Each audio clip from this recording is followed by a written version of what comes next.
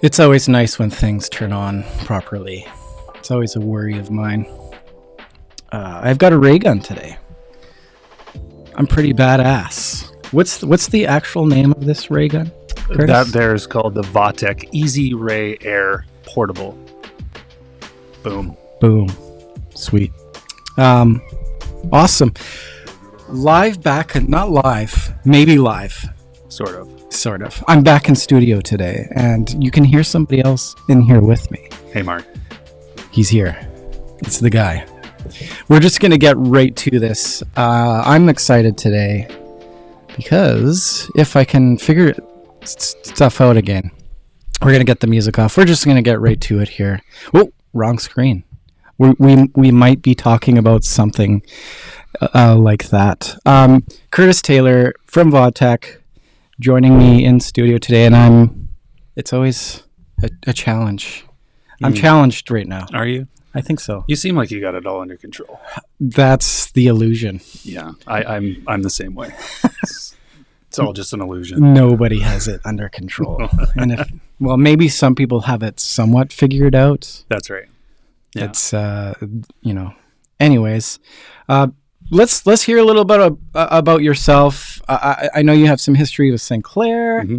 You're in the dental industry. You've been in the dental industry a long time. Yeah. So my name's Curtis Taylor. I've been in the industry for there you are 18 years now. It's quite an interesting story, actually. My mother worked for a company out of Montreal called Cinca, and Cinca were the ones who brought DEXIS sensors into Canada, right when digital was becoming a thing. This is before internet connections in offices. This is me driving out to Kelowna to solve the tiniest of errors, including how to turn a computer on. So like your mom asking like to help with her iPad type that's stuff? Exactly. Yeah. That's it. So my mom worked in Vancouver. Her name's Lynn, and again, she was tasked with selling this digital equipment in a market that wasn't ready for digital. So she required myself to help install things, mount things to walls. And again, these dentists we interacted with were at really the bleeding cutting edge of this technology, willing to take risks to develop and showcase that they really care about the future of their dental clinic. And so through that experience, I actually got an interview at a bar with someone at Sinclair, and we had a good meal, good drink, and we shook hands, and I became a technician. And that was before things were a little bit more complicated. Now, yeah, everything it just seems as time moves along. Yes, let's just complicate things more and more. Yeah, right. Yeah. Versus my hiring experience at Vatech was about a 4-month-long process. Really? Interviews, background checks. I get it. People want the right person. Yeah, that's right. So they gotta really do their investigation. That's right. Yeah. So Sinclair and at that time, it's a family-run organization at Sinclair, and the founder of it, Arjang Notash, passed away unfortunately around 5-6 years ago. But he allowed me to do multiple things within the company. First and foremost was servicing. I fixed statums, I fixed X-ray heads, and then he saw that I had a thing with digital, right? So I became the installer there. Then that led to sales, and doing that for a long time, education. So you got a little bit of a history with digital. You were just mentioning as I was setting up the studio that you used to mix beats. Oh yeah. So you can make some for the show. You should make me a new intro. Yeah, it was a hobby of mine for sure, and then just like anything, had kids and a wife and business, so a little bit less focused on that. But yeah, it was a passion of mine for some time. That's so cool. What other what's your favorite piece of technology outside of dentistry? What has changed your world? To me, on the music side was the MPC. It allowed people like myself who had no real classical understanding of music to jump onto a machine with little pads and just play around, essentially just mimicking what hip hop producers were doing back in the day. And that to me, it made music accessible for someone that didn't understand music classically. Yeah. By the way, these chairs are like the most uncomfortable chairs. I got a big butt. I know. so- Yeah. We always get that. It just it keeps you awake. Yeah, That's why we do it. You know, it's super uncomfortable. Anyways, I digress. That's cool. So flash forward, you're now, you've moved on to this new position. You've been with Vatech now for 4 months. How's that been? What's your experience with them? Like, I'll be quite honest. Mhm. I haven't had much exposure to Vatech, so this is kind of cool for me to learn a little bit more behind the scenes with what's happening there. Yeah, I mean, you know, being being at Sinclair for so long, it was amazing. I got to understand multiple brands really intimately. The value that I provided to the customers were my knowledge of these brands and coming at it in an unbiased way. You know, here's my opinion on these. If you want to listen to me and take my advice to heart. And one of the products I was really focused on was Vatech, and we introduced Vatech at Sinclair exclusively around 14 years ago. And at that time, again, South Korean company. Why we were attracted to them was that they manufacture all their own components. So that's really, you know, that's what makes Vatech, and that's why I decided to move to that company, because companies who control their manufacturing process can really set the pace of innovation, set price points, do special promotions, engineer products that would otherwise be not available. Sure. And I noticed the last probably 5-6 years, a lot of companies just rebranding the same piece of equipment, just, you know, maybe putting a different plastic on the outside, putting a different stamp Are on you it. speaking about a particular scanner that I'm aware of? There's lots. I mean, it makes sense. I mean, every industry is going through this, Yeah. right? White labeling things is a thing. Correct. Yeah. So I wasn't attracted to that. I wanted a company that did that. And the story about how Sinclair and Vatech were married was quite interesting. It was at a time where Sinclair Dental had no special exclusive products. We were looking for something new and innovative, and the owner of the company, with my mother, Lynn Naden, they went to the IDS, the largest show in for dental, and they went to at that time they were called EWU. They went to the EWU booth, and it was just busier than all the other booths. It was absolutely, you know, people stumbling over each other to get in this thing. And they made a deal with this South Korean company to be exclusive. We went through lots of hardships. You know, the support aspect was difficult, but they've worked through that, and it's just been it's when I looked at all of the things I sold at Sinclair, it was the thing that caused me the least amount of grief. Sure. We always go like the path of the easiest, Yes. like the least resistance. It's a human nature thing. I think so, and I don't think there's anything wrong with that. I mean, I'm also willing to have a challenge, but Yeah. yeah. Not to the point where you're banging your head off the ground, right? That's right. I think there comes a point, and especially if you don't control aspects of the production, it really becomes difficult to work around those items. And I think that you know, that reflects when it becomes, you know, to the end user, where, you know, if the support's there or the infrastructure is not there to support the product, like, yeah, selling it may be a challenge, but like, imagine working with that particular piece of equipment where, sorry, the widget that needs to go in the wire. Yeah. It's always the sensor. It's manufactured in who knows where. Yeah. It's going to be here in a couple months. Well, I got a patient coming in tomorrow. That's not good enough, right? So to have control over the full line from bottom to top, that makes sense.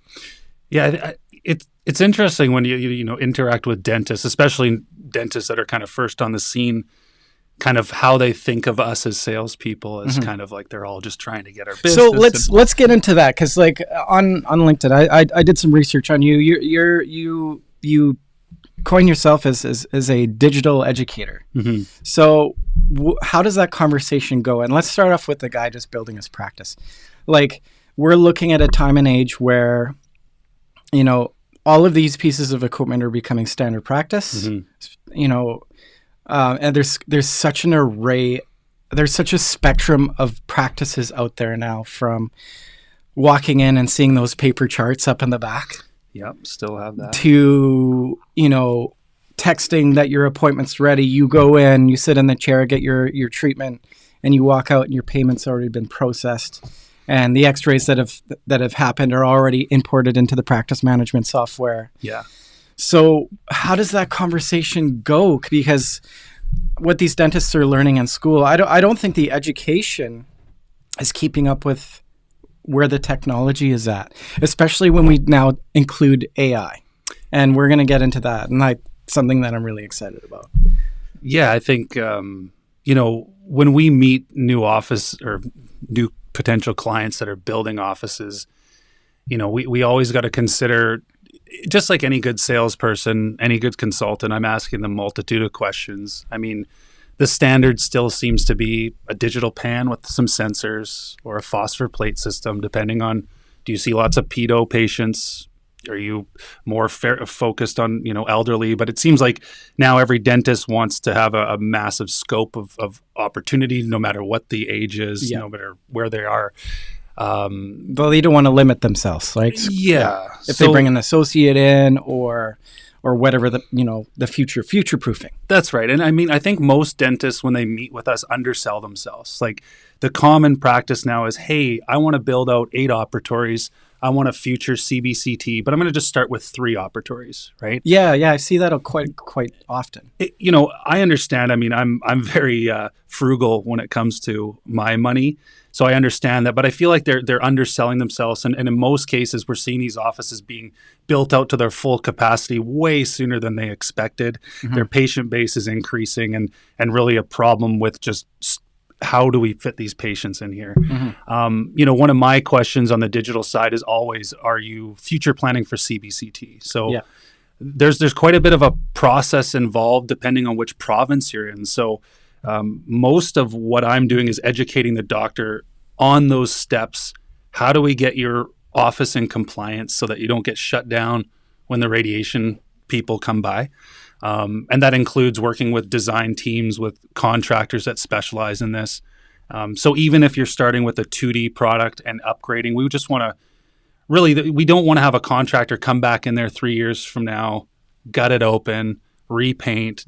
There's no point, right? So I would say at Sinclair, it was like 99% of offices would have a future-proofed CBCT area with the intention at some point to go there. Maybe it's like a photo room until that's right. Yeah, or something like that. What bare minimum, what pieces of equipment, technology does a new practice need to have to compete, to really drive their scope of practice, to just keep up with the times? Yeah, again, so it's oftentimes we're met with a doctor that has a budget in mind. They have a wish list of all the things that they saw in school that they're exposed to, CBCT, hard tissue laser, sensors, scanner.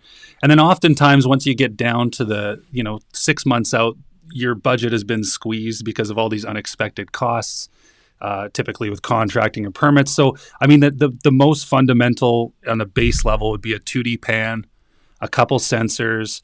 And I used to not say this, but I really do feel impression scanners are a necessary item now. iOS, yeah. Yeah, because even though, my company doesn't play in that space, I just, if you're starting out, you're having a bunch of staff. And that's the other thing is when you first open up and you have new staff, you're setting the foundation of what you want your office to look like. You don't want to continually change softwares or ways that you run the business. I mean, you will. But that initial training with the staff and your concept is super important. So I believe an intraoral scanner should be part of a new practice for sure. Like you get into some cases where you get deep margins, you need to pull out the impression material, but they call that like being a two-gun. Is the two-gun dentist where you got your iOS and your impression material gun, right? Anyways, I mean, I was a huge fan of 3Shape. Again, I don't affiliate with them anymore, but the doctors we worked with, they were 95% scanner, and the only time they used the impression material was for the rare instance, right? So, what's your take? What's your take on all this chair side, like the mill and the 3D printer? I think I think it's huge. I think 3D printing is going to take over milling. I think milling will be left in the dust very soon. I mean, there's companies like Sprint Ray and Formlabs, and I know some other companies that are, the investment seems to be on the resin and how to make it a more materials thing. Yeah, materials. It's always been, right now, basically crowns that are produced from these 3D printers are considered kind of temp crowns. They're long-term temp crowns. Some patients can get away with like 4 or 5 years with them. Mm-hmm. If you're looking for the same quality as a zirconia, I don't think it'll maybe ever get there. But I think as a patient, I would like the opportunity to decide, do I want a premium, high-end crown or a more affordable? The bestest situation. Or if I'm going to Mexico and I'm going to a wedding and I just need something done quickly, why not just produce it? And the ability to reproduce the same crown, the same thing over and over, or a night guard. You lost your night guard, just print 20 of them. Who cares? It's so it allows the dentist to control. It's a new revenue generation, and the way that the big hang up used to be on the design side, right? Like the doctor would be sitting there spending hours after work. I don't have time for this. Now artificial intelligence is like just taking over that whole space. So this is where I have tons of friends in the laboratory world, and they're all changing how they do business, like based on this technology that's out. The the chairside mill, especially like posterior crowns, are their bread and butter. Like it's 80% of their business. This technology it's changing the game and it's getting better. I argue that the 3D printer, I think it's an inevitable thing. Like it's a materials thing. It's a layering. It's an accuracy thing where eventually we'll be able to 3D print like a monolithic crown with all the anatomy underneath. It will look like I just think that technology will eventually get there. If we look at the Wright brothers, right? Yeah. You learn how to, we learned how to fly, and 60 years later we're landing on the moon. And sorry if you don't believe that we actually went to the moon, but I'm with the team that believes that a podcast for another day. That's another one. That's Joe Rogan's podcast. We won't go there. But I'm a hopeful type person. I love technology, and I think you're looking at it's a dollars and cents thing. Like obviously you got to look at the clinician's time. Do they want to manage and run these machines, or have somebody on their staff manage and run it? Will they be able to produce a crown better than a laboratory? Probably not. No. Some of these registered dental technicians have been doing, and like they're all family run businesses that have been doing it for years. I think eventually what will happen will be you're going to have like the laboratory doing more boutique full mouth. And then there's going to be sort of a share on the work on the single unit stuff, posterior, like perhaps the laboratory will handle all the design, or there'll be a separate design service doing that. And they're working in collaboration. It's all about the patient outcome, right? So if they're scanning with that intraoral scan, sending it to the design service or the laboratory, they're collaborating. They can do that live, right? This is the sweetest thing.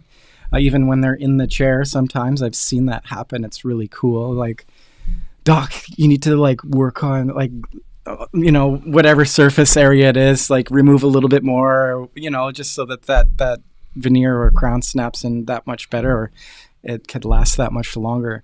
I think more than anything, the iOS is it's a great communication tool, and it's also a great tool. A lot of like the technology baked in, like the some of these scanners have like all these interesting ways to show the patient, carious lesions, right? Like caries detection, or now we're stitching scans over time, and we're seeing that deterioration. And like when folks could see that up on the screen, it's wild. It's pretty cool. Yeah. And if we talk about like for the dentist side of things, like the radiography is getting that much better too. And the more you can see, And now I'm talking too much. No, it's all good. Like now we're having AI circling things for us, right? Yeah. So I mean, Vatech, a company, our focus is digital imaging, X-ray equipment. We have locations in 70 countries. It's a global company, constantly research and developing. We take 30% of our revenue, put it towards that. So we can innovate things like artificial intelligence in our viewing software. We have the carbon nanotechnology that allows us to use this portable X-ray head. Very lightweight. It is actually. Yeah, I mean, I would love to talk about that. I think, in Western Canada, we're able to use portable X-ray heads in offices. I think that's important to know. There's a lot of misconceptions about that. Oh, so is it not fully like... Well, they Health Canada took a long time to approve the Nomad, which is from a competitor of mine. What is it with Health Canada? Yeah, well, it always helps. I know. There's this great thing, material, Yes. a piece of equipment. It's with Health Canada. It's on this side. I actually appreciate the time that they take, sure, because it actually lets the United States go through all the growing pains. Sure, like the amount of changes they've made to this X-ray head that we're seeing here is plentiful over time. Yeah. And so when the Canadian market receives these products, they're typically, absolutely dialed in. The support side, we know the problems, we know how to solve them. I like that perspective. That's good to know. Yeah, I mean, obviously there are dentists that want the most cutting edge. I know dentists that are importing materials that are not available here. We've got clever ways. We live right next to the border. Lots of things can happen. I hear things. Yeah. I've been sworn like my family will be murdered. Yeah, me too. That's no names. No names. I'm not a narc. Yeah. No narc. Yeah. I was consulting with an office. They're building an office in Nanaimo. It's going to be a huge practice. It's for BC. It's over 10 operatories, quite a bit more than that. I won't get into too many details, but they're planning. What we're noticing on dental plans is they're becoming smaller and smaller. They're trying to eliminate as many cabinets per operatory in some cases. You still have the normal office that's your ADEC equipment or Belmont or whatever open concept. But when we see these tiny operatories, and especially after COVID, this idea of closing the operatories in, right?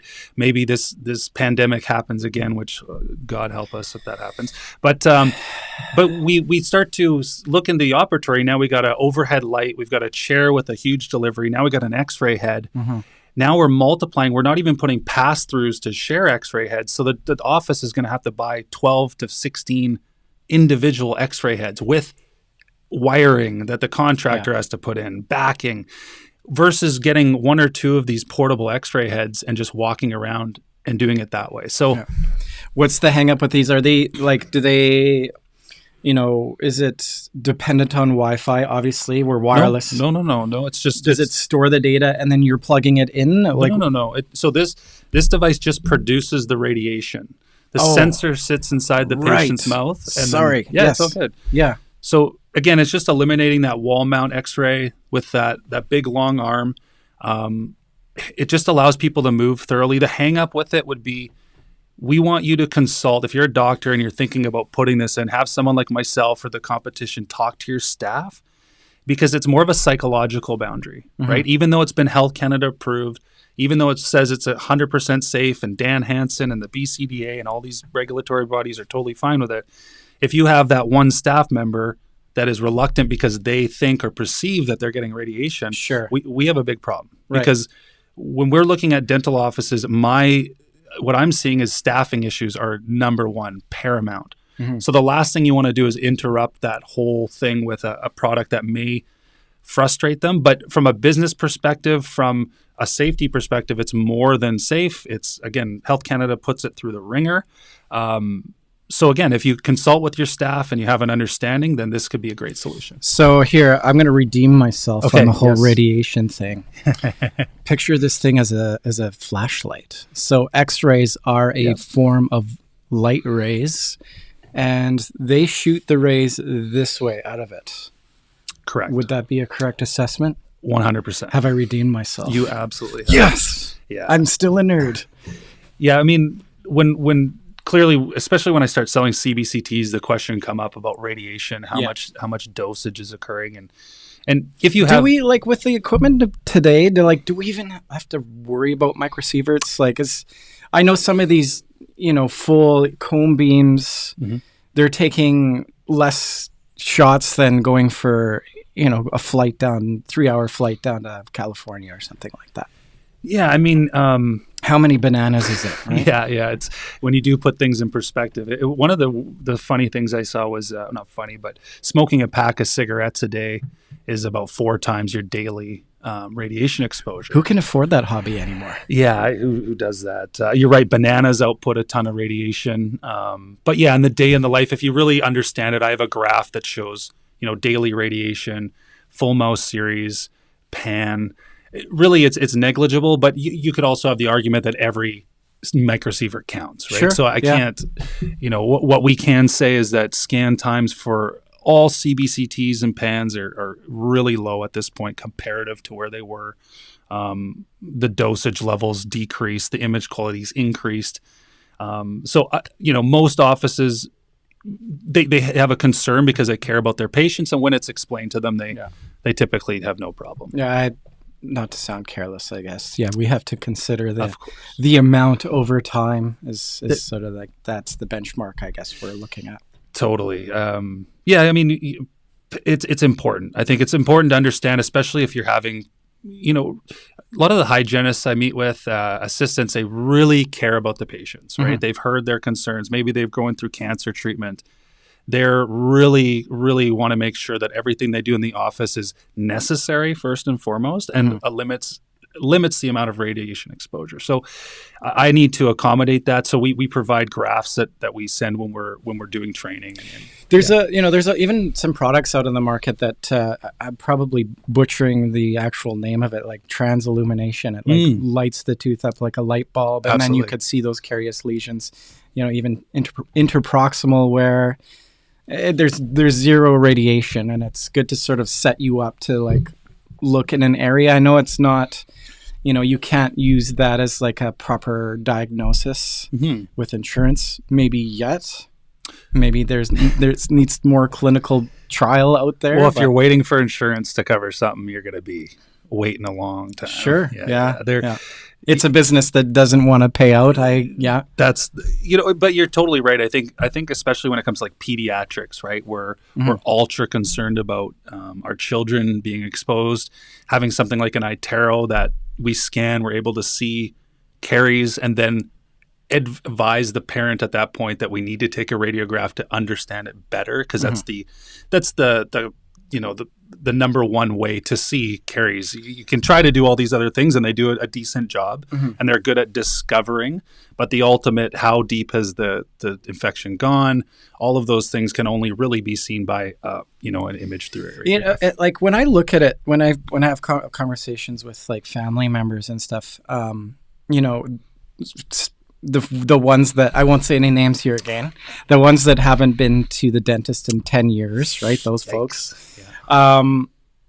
The knowledge base on what they're actually doing with them in the chair, and their experience being 10 years ago with all these tools now that are available, I think it's awesome. Like, I think having the conversation where, it's bringing it down to layman's terms.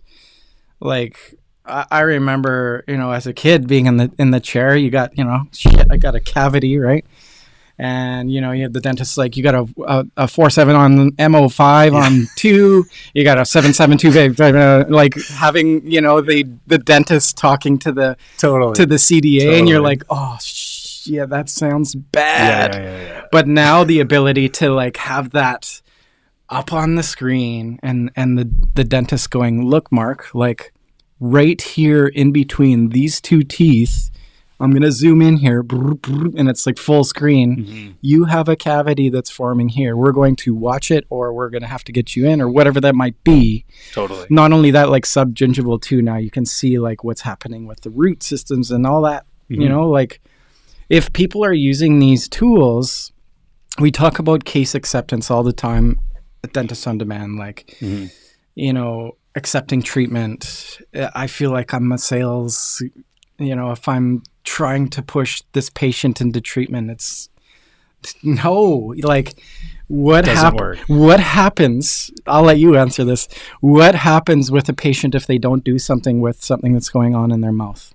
Yeah, I mean, commonly we see like failed endo, last ditch, we extract, right? Yeah. And the doctor proposes implant. Yeah. The doctor proposes bridge. And then the doctor says, this is what's going to happen when you do nothing. Yeah. And softwares like 3Shape and iTero are able to scan that patient right when you've extracted the tooth. Yeah. They come back 6 months later, you scan again, you see it slowly moving. Yeah. And then again, and it keeps moving and keeps moving. So it's not a subjective kind of, this is what I think, or it's just, this is actually happening. It's fact. Yeah. And I love that. And it was fact before. Yes, of course. But now you can clearly demonstrate fact. And I think, in anything in life, if you can see clear black and white progression or information to make a decision, an informed decision, huge. It's a game changer. So it's so funny because I remember, I swear, like it was like 15 years ago, intraoral cameras, and they used to be on like these little trolleys with like a CCTV TV, like a big tube one. And, of course, it makes total sense if they see the crack, and insurance will cover it, the patient will accept it. And I was always saying this about like, why is it when I take my car into Budget Brake and Muffler, they just don't take a picture? Like I'm on the road and they're asking me to spend $800 on a new this and that. Just take a picture and I'll probably just say yes right away. If we're talking about like the most like vulnerable state of any human, it's bringing their car into a dealership. Well, it's the same. Sorry, Mark. It's sorry, Curtis. It's going to be $2,500. That's right. Well, it's the same as a patient going into a dent. Like you have no idea. Just like you said, it's the verbiage they're using is alien. You're expected to trust this person. Yeah. Maybe your mom went there, but now what we're seeing is there's not that much loyalty to doctors either. There are people that are attracted to the look of an office. If you're an office and you're not updating things, maybe it's an intraoral scanner, maybe it's an X-ray, whatever, patients will start to educate themselves and move possibly. I do see that like loyalty thing, and that's an unfortunate thing. Loyalty amongst humans is like human nature. Let's go with the better guy down the street or whatever. But I do argue that there is a lot of loyalty out there still. Why not invest in your patients? 100%. Invest in treating your patients better. Yeah. I shouldn't say better. Gooder. Gooder.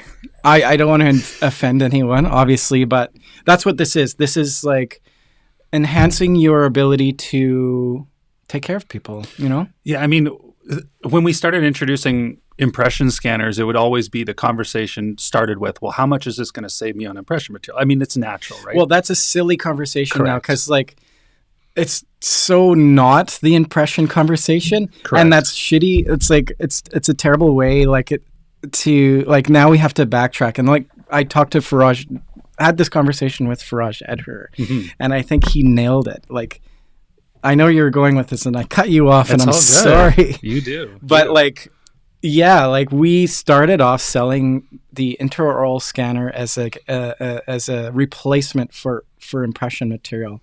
And the shame is that the iOS is now so much more than that. 100%. And again, if you take that same mentality of patient focus, and you just try to imagine this patient with maybe semi-mobile teeth having to take a goopy impression, hold this thing in their mouth. It's like no one likes that. You can try to convince yourself that's, or like I remember them, doctors would be like, oh, like the 3Shape wand is a bit bigger. I'm like, you're putting a tray the size of a horseshoe in the patient's mouth with goop, having them like, what are you talking about? Yeah. So sometimes they don't. It's just like offices, doctors who come through the back door in their clinic every day. They never come through the front door. They don't understand what the patient's seeing. Like you sometimes have to like rejig your brain and go, do I need an update? Maybe it's patient centric, maybe it's money, but technology typically has a place in that. Yeah. And isn't it fun? Oh man, I think that maybe not for some though, I guess. Well, is that the standoffishness against it? Like I think some people just do not have the vernacular for technology. I think one of the biggest things that happens is, and I was guilty of this when I started, is salespeople setting expectations incorrectly. Okay. I think it's the number one, and I understand why dentists are standoffish to us, because they've experienced this where someone, this is the next thing. This is so easy. Don't even worry. You don't even need training, and they use it, and it's now sitting in a corner collecting dust. Like, I have pangs of anxiety when I go into an office. I see how many like drill sets and endo sets, and I used to use this one, but now I'm moving to this one. I'm like, oh my gosh. So I think as salespeople, if you're listening to this, is really just being honest with people. Be responsible. 100%. Yeah. Because, I've been doing this for 18 years. I want to be in this industry for my whole life. I mean, my integrity is so important. So I don't mind losing the deal. I just want to make sure people are very aware of, I'm telling them all the cons, like even with this x-ray head here, right? Like I'm telling them, you need to consult all of your staff. Because if you introduce this and they're not going to use it, it's going to sit in the corner 100%. and collect dust. So as part of that, some of that is like support. Huge. Like the training that, Huge. Are they dropping off a box sort of situation? All the products that we're selling now are, in my opinion, most of them are like pretty ironed out, right? Like they're in clinics, they've been used. But a lot of it, if you set the expectation with the doctor that this is going to be the easiest thing, and you can use this impression scanner, for example, on every patient, and you'll just do it in 1 minute, and it doesn't, well, then their whole experience from that point forward is just not great, right? Versus you saying to them, this is going to be a challenge. Mm-hmm. Unlike digital radiography that you introduced to your office like 5 years ago, where your staff are the people dealing with that. Mm-hmm. And all you do is complain if the x-ray is good or bad, and you just see the end result. Now you're actually handling the thing. Sure. Now you're actually having to use it in some cases. Angling it, I guess, right? Yeah. I mean, the typical offices that do well with the scanners, for example, intraoral scanners, let their assistants really... Oh, for sure. And give them the power. Like, hey, you're the super user in this clinic. I want to empower you. You're going to do that. I think, especially with the intraoral scanner, I think even the hygienist should learn how to use 100%. It. I think they should be doing a scan part of the hygiene appointment.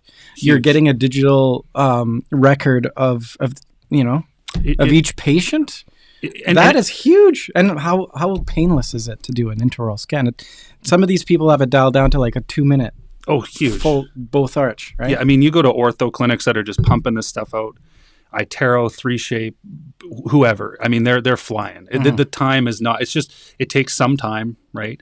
But that's funny. With hygienists, they're typically standoffish, and they're standoffish because they're like, "Hey, I've got this amount of time. Mm-hmm. I got to get all this done. I now do this and this. I don't." Right? They don't want to add. Well, this is the thing too. This is where it's like that. Yeah, I respect that, mm-hmm. but we're working together in this office as a team. Mm-hmm.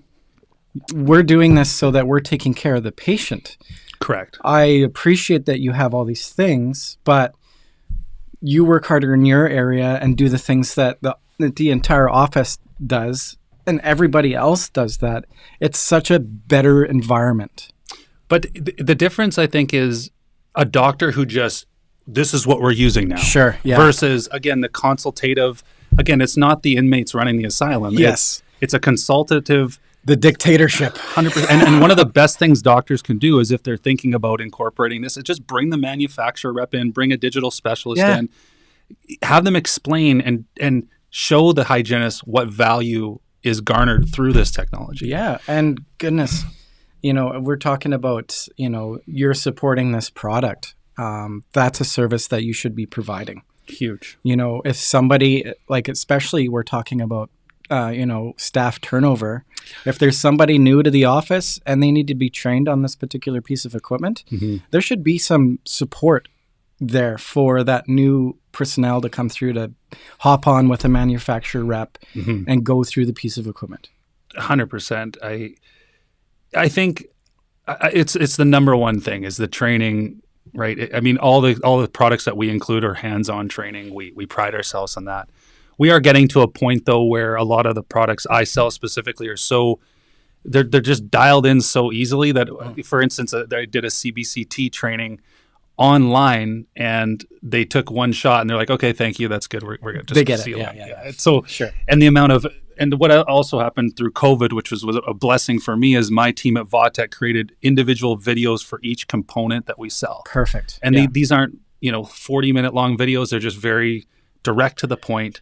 You have new staff. Here, review these videos. Yeah. And honestly, I hear very little after You know what? Here's a tip out there for you. Like if we look at things like do-it-yourself videos on YouTube, where it's not like, we don't need this big introduction. Just show us, say, step 1. Yes. Turn the machine to this point. Yeah. If you're taking this, turn it to this. Right? And it's Seriously. Just step by step. Step 3, pause it if you have to. Right? Totally. Yeah. Totally. We're segueing here. Let's get into Vatech. Let's hear about like the exciting things that are going on. Yeah. So again, the main attraction to this company, their manufacturing processes. So when a company like ours has 161 patents, we have 30% of our revenue going to research and development. We're able to really set the pace of innovation. So the newest piece of innovation is the carbon nanotube head. Okay, so that's a long way of saying almost all other X-ray heads that you see have to have oil that surrounds a larger tube. It's heavier. They need cool down time. Vatech actually created an entire compound in South Korea because the people at Vatech were like, hey, we need a portable X-ray head, but we don't want one that's as heavy as the competition. The biggest drawback right now in the North American market was the weight of the holder or the X-ray head. So so they created an entire compound. They engineered and researched and developed and literally created the first carbon nanotube. That allows it to be less weight. Yeah. It allows it to have no cool down time. And they incorporate that same technology in their wall-mounted X-ray heads. And they're about to come out with a large field of view device that will be a mix between dental CT and medical CAT scan. Oh, wow. So real extreme detail. Their product that was launched recently was the Green X CBCT. And it offers the most finite voxel size in dental. It's 0.05 voxel. It probably doesn't mean much to many people, but if you're talking about endo and you want to see those hairline fractures, the most minute detail, the smaller the voxel size, the better the image. What is like, explain what voxel size is? So it's like pixels, but it's in a 3D cube. Gotcha. So the smaller the amount of the more amount of cubes you have, and the smaller they are, the more detail rich they're going to be. I follow completely. Yeah, that makes sense. It does take up more storage. Like a 4x4 endo shot from our Green X is almost 1 gig. Oh, what? It's absolutely crazy. That's massive. Yeah. But when you see dentists that have been, using generic CBCTs or anything up to this date, their brains are exploding. Like, it's just absolutely insane. So let's talk about storage then. Yeah. Like, at 1 gig, where are they storing all this? Is there a cloud service that's available? Like, what? I mean, look, I remember starting this 18 years ago, and storage was like huge. Like, you want me to buy a server, and a terabyte didn't even exist, right? Yeah. We're really at the point where these doctors now have like racks of servers. We're talking petabytes now, right? Yeah. Pretty much. I mean, there's a million different options for offsite cloud-based storage.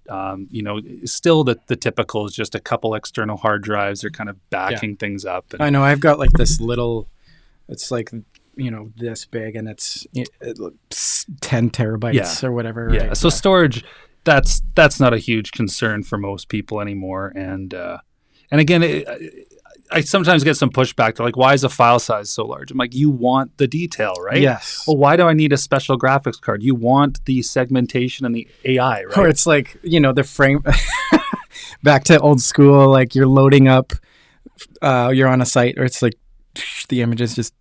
Totally. Your patient's like, what are you going to show me? Yeah, and you know what? One of the most recent innovations that I've seen, it has nothing to do with our company. It's called a product called SplashTop. So SplashTop's just a generic app you can get off, I think, the Microsoft Store, Apple Store, whatever. What it allows you to do is, instead of replacing every computer in the office with high-end graphics processing gaming computers, we get one high-powered laptop, for example, and we use Splashtop to stream into that computer and utilize its graphics processing. So again, I'm selling a CBCT that requires high-end gaming PCs to view all the features. I'm not asking you to now replace all those computers. I'm asking you to get one or two high-end computers, and you can stream into that. Oh, very cool. So that's what 3Shape uses for their wireless scanners, and what allows them to just literally bring the wireless scanner from room to room. Right. And it is opening a lot of doors for people. Well, it's making that initial investment that much easier to swallow too. Exactly. Yeah. Space is at a premium in an office. Totally. As well. I mean, we're typically seeing tiny, small form factor computers with no big power supplies. They're just cubes. Correct. And I mean, they're basically running their practice management software with some 2D imaging that requires no power from the computer. And it's just sitting in behind the monitor, right? Yeah, of course. Like it doesn't exist. 100%. Everything's getting smaller.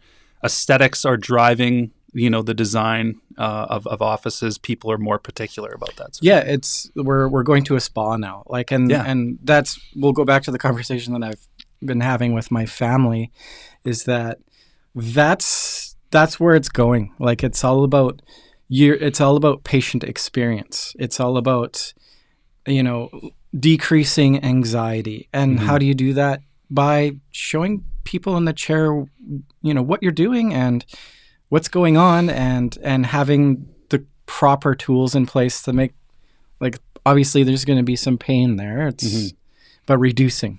That's right. And just having that nice like spa music in the background, right? Yeah, I agree. I mean, again, just from my experience as being a child in the dental office versus now, it's completely changed. Yeah. So for the better, I think. 100%. Yeah. What do you got on screen here? Like I want to talk about this. Yeah. So shameless Vatech plug. I'd like to show Now's the time. Now's the time. Let's do some shameless stuff. Cool. So again, at Vatech, we create CBCT devices, 2D pans. Just wanted to show you a few cool features, artificial intelligence that's incorporated in our software. So, this isn't special. We have 16 by 9 CBCT, really high quality, all that good stuff. One of the main things we're seeing is doctors getting more involved in airway. The more and more research I do about airway and talking to doctors, there's a bunch of them in the Lower Mainland that airway centric. If your airway is collapsed or impeded in any way, it can really affect the rest of the oral cavity, to the point where you could replace crowns and do some braces and stuff, but if you don't address this airway issue, all of this may be for naught, and we may be repeating the same thing over and over again. So there's kind of this concept it's a smaller group of people, but thinking kind of airway out instead of kind of just staying in the oral cavity. So that ties right into the occlusion then, jaw positioning. Absolutely. And I mean, you look at patients that went for ortho, let's say 20 years ago, and the orthodontist just extracted a bunch of teeth to move along, and now the airway is just getting pushed back and pushed back. I see that with people that have done Invisalign too. Huge, exactly. So instead of pushing back, I think I'm not a doctor, so please, but the idea is expanding the upper arch for people that have restricted airways, and I think sorry, not like ortho in general. Yeah. I'm not throwing shade on Invisalign. Sorry. Yeah. Clear aligners? Yeah. No, in general. No, it's... The line's coming after me now. So, a lot of doctors, when they take a CBCT, they'll take a 12 by 9, which is essentially everything that is in your oral cavity. You're going to see your impacted teeth, just kind of a general, but you may expand it to a 16 by 9. Maybe the patient is presenting signs of, sleep apnea. So I think it's important for doctors to look beyond just what they get paid for. And like, hey, your husband has been snoring. You've complained to me in the chair. Let's take a CBCT and let's work with an ENT and figure out, is this actually happening? I mean, that sort of value that you can pass on to a patient that's beyond your scope is invaluable. I mean, you may have saved someone's life. Like, these people aren't even breathing at night, right? Yeah. Their wife's about to divorce them. They've got a separate bedroom, all this sort of stuff. And you as a dentist, their friend, the professional has taken this CBCT, and we're just going to quickly measure the airway. I mean, so within 2 clicks, we can just tell this patient, do we have a concern? Do we not? In a 2D plane, we don't really get the full picture. So the CBCT allows us to do that. So when I launch this now, I'll just apply this. So now we get to see the full render of that airway, the area. Basically, it's really simple. Red means bad, blue's good. And some dentists, this is as far as they're going to take it. They're going to say, hey, we notice all red. You should take this scan and go to an ENT. Get a sleep study. Absolutely. Yeah. So that just one component of Vatech that I feel people are underutilizing. And again, it seems to be a lot of doctors aren't taking scans because they feel like they're liable or they have to spend. we chatted about this before. It's true. Yeah. So I'll segue into a company that, again, I don't deal with at all, but they marry well with our CBCT product line. So as a dentist taking large volume or medium volume CBCT, you have a responsibility to read that data. If you're not comfortable, if you haven't taken courses, which there's tons, we have a webinar coming up on October 20th with beam readers. But if you're uncomfortable with that, you need some way of getting that information, a report on the scan. So there's this company called DiagnaCat. They are Health Canada approved, and this is a software artificial intelligence company that can take your scan, you upload it, and within 5 minutes, it's telling you all the abnormalities inside the patient. It's telling you how many canals on a tooth, is the horizontally impacted tooth interfering with the nerve, anything. It's wild. So there's a guy named Doug. He represents the company. If you do have a CBCT of any brand, I highly suggest looking at that website. It's a subscription-based service. There we go. Another shameless plug. This is cool. This little guy was moving around for me. Here, look at that. Yeah. I think if you just go to get started, it's a really straightforward. There we go. Fine. Sorry. It is, though. It is. Yeah. So one of the a KOL that we have at Vatech in Edmonton, Dr. Neki Jamal, he prides. Neki. Yeah. Oh, he's been on the show. He's great. Yeah. So his whole thing is wisdom tooth extraction and getting the GP to feel more comfortable and confident with that. Yep. And DiagnaCat is what he uses to segment the scan out, understand what it's there. I mean, he could do this by himself, but he's letting a software just do it for him. Yeah. Which, why not? Or aid it, like aiding him and doing it. Yeah. 100%. I mean, he has to still perform the surgery. Yeah. He still has to do, but why not use the technology available to essentially, like we were talking before, be your assistant? I don't want to guess. If I'm a dentist, me too. I don't ever want to guess. No, I don't like that. No, that's kind of, And it's almost like, I think back in the day, you'd have a complicated case. And now you're working with a specialist. You have like 3 or 4 peers involved, and I think that's still great. I think networking with peers, tangible, real people, is good. But this is almost like having a peer sitting right next to you in your computer. So again, anyone who has, I don't get paid for this or anything, but anyone who has a CBCT, I would highly encourage you to at least try a demonstration of it. You can book a demo. It's absolutely, the crazy thing too, it's not FDA cleared, but it's Health Canada approved, which people in the States are dying for this software right now. I bet. Yeah. We talk about like technology and staff and everything, and it's kind of like it's interesting how things eventually balance themselves out. We're fulfilling some of the man hours, the women hours in the office with software. Absolutely. Look, people can't find staff. Yeah. Right. So it's almost like, I don't know if COVID like kind of boosted this trajectory. I think it did. I think our reliance on people and we need other resources. And I think there's lots of dentists, especially in like remote communities, that are just like, how like attracting staff, the price of houses, the whole thing, right? Also too, maybe staff isn't an issue, but software enhances your staff's ability and 100%. Your ability to serve your patients. 100%. I mean, that's why all doctors have practice management software and don't write out of a ledger, right? I mean, it helps you. It helps you do recalls. It helps you understand what's been billed and run metrics on your business. How well are we doing in tooth whitening this year and all that sort of stuff. It's the whole bleedy bucket concept, right? It allows you to have that thermometer to eliminate things that you're missing. Like you can't, there's no way you can have an eyeball on the entire practice from top, back of the house to the front of the house. There's no way. No, and I mean the amount of doctors now that own 2 or 3 clinics, small DSOs, as you will. I mean, it just becomes even more difficult. So, exactly. Yeah. I would love to show you something else. Please. Okay. So shamelessly. So one of the things that that we focus on, I'm just gonna reset this, is how do we get patients to accept cases, right? I mean, we're in a dental office. We need to explain to this customer visually and verbally what the treatment's going to be. So there's a unique feature in our software that artificially understands what's tooth and what's bone.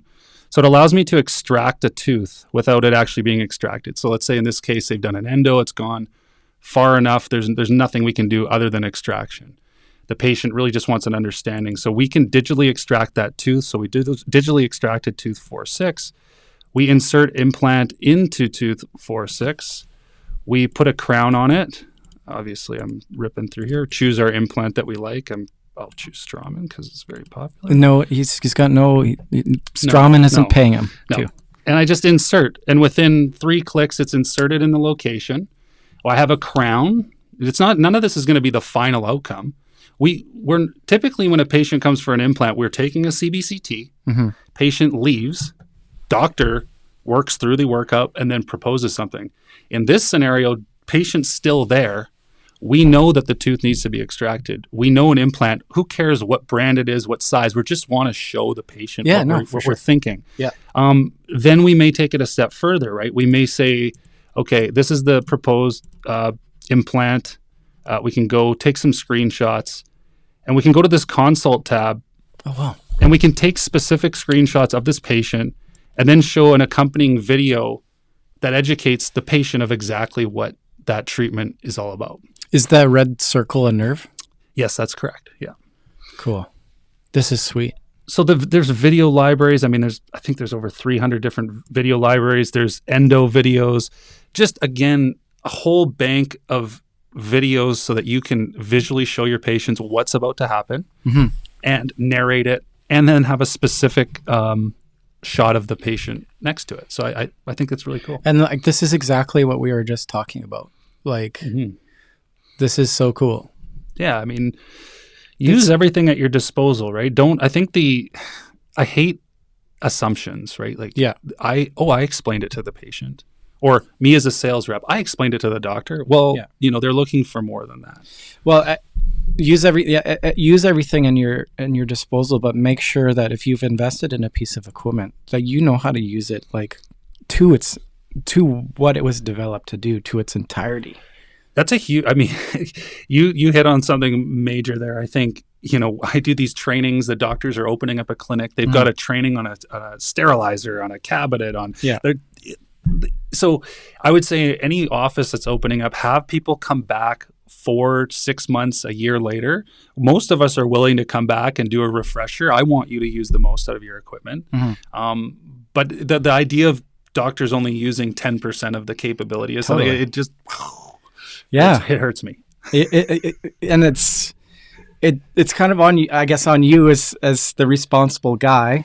But what do you do? I try. I mean, one of the biggest things, though, we sell CBCTs, and doctors ask, okay, how do I bill this? Right? Most insurance does not cover CBCT. Oh, really? Yeah. So again, if we're looking for insurance to dictate how we're going to treat our patients, we're going to be in the 1980s, right? So what we want to do is build the cost of the scan into the treatment. So if you're doing an implant and it was $6,000, for example, now it's $6,300. Okay, that makes sense to me. It's the easiest way to do that, and people see it just goes over well. Patients don't seem to fight back. Well, especially if you're kind of consolidating the entirety, like the entire cost into one cost. I know, like, when you're looking at the invoice sometimes and you see those line items, right? Yeah. What? I paid X% for what's this fee? Yeah. Well, and what I'm trying to teach dentists is like, if I come in with an edentulous space and I have an implant, of course, you're taking a CBCT, you're measuring buccolingual, you're placing an implant. But what we're seeing is there's a lot of studies out that show like a medium field of view, 12/9 CBCT. You're there for an implant. 30% of those cases find some other treatment. One of the biggest ones is asymptomatic lesions. Asymptomatic lesions that start at the root tip will not show up on a 2D image until it's breached the cortical bone, basically until it's gone so far that we have major intervention at this point. So I'm trying to train dentists to utilize their CBCTs more often in conjunction with something like DiagnaCat, where now I'm taking a full volume or medium volume CBCT, I'm having a software run through and it's telling me all of the inconsistencies or things to look at. Because again, patient-centric, that patient has an asymptomatic lesion. Let's address it before it gets too bad. It's kind of the name of the game, isn't it? Right? That's what what I try to do. One other, again, shameless plug. We have the ability in our software, because we have the AI that segments tooth from bone, we can clearly see each canal in these teeth. And this is soft tissue in there. And this is a large volume scan. So it's something about all CBCTs, the larger the volume, the less defined the image is. So if I'm looking at an endo, I want to take the smallest volume, 4x4 or 5x5, for example. But even on this large scan, we can clearly see the endocanals. And what's really unique is all software in CBCT has had the ability to measure nerve canals, but now we're actually to measure the individual root of the tooth. So I can simply just start scrolling, and I'm just going to start measuring this canal. You're just taking it down in layers? Is that what you're doing? Yeah, I'm actually going up the tooth over here because I'm on the maxillary. Yeah, I'm just scrolling, and I'm just looking where the blood flow is of that canal, and I'm just clicking just like a nerve canal would be. And then when I get to the end, I double click. I can name it whatever I want. Badass canal. And then I can see my exact working length, 17.27. I can see how the curvature is in the canal. So this is completely unique to Vatech. They invested in this software to do this. And it's a game changer. That's so cool. Yeah. So you're not going to break your files anymore. Maybe. I think oftentimes, my biggest market is GPs that dabble in surgery. Sure. And it's more of like, am I going to do this or am I going to send this out? Yeah. And that's just as valuable as anything, right? Like, hey, I took this scan. The root is going all over the place. You're going off to the specialist. See you later. Peace out. You're going to the endodontist. 100%. Yeah. I mean, other last shameless thing. It used to be. There's never a last shameless thing, I know, Curtis. it just keeps going. You shameless it up. This is it. What most CBCTs you have to do when you take an image, you have to plot the arch. Because most doctors, when they're planning implants, want to plan on a 2D plane, even though it's in 3D, as we can see, but they like it on a 2D plane.